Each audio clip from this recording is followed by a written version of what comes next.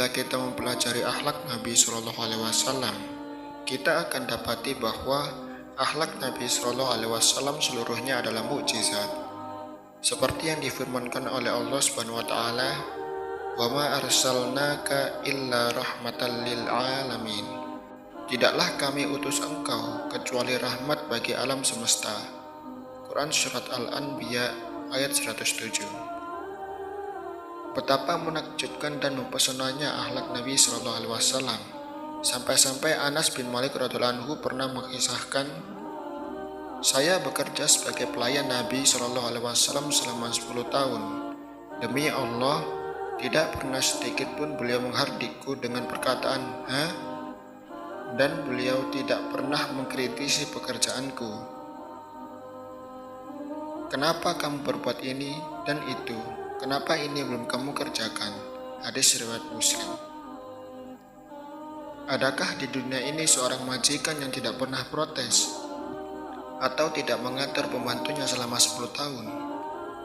Kisah yang lain juga berdasarkan dari hadis Anas bin Malik radhiyallahu taala anhu. Beliau berkata, "Aku berjalan bersama Nabi Shallallahu Alaihi Wasallam dan beliau memakai selendang dari Najran yang kasar bagian pinggirannya. Tiba-tiba beliau disusul oleh seorang Arab Badui. Lalu Arab Badui tersebut menarik selendang beliau dengan tarikan yang keras.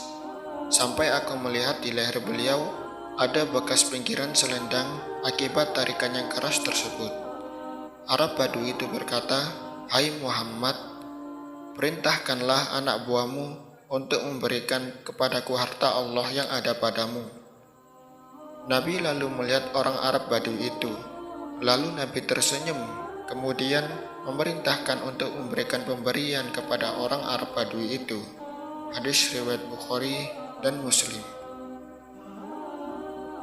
Saudaraku seiman yang dirahmati Allah, perhatikanlah, orang Arab Badui ini meminta harta kepada Nabi Shallallahu Alaihi Wasallam dengan cara yang tidak beradab, yaitu memberhentikan beliau dengan cara yang kasar dan memanggilnya dengan Muhammad, bukan Rasulullah, serta meminta harta beliau dengan ucapan yang kasar.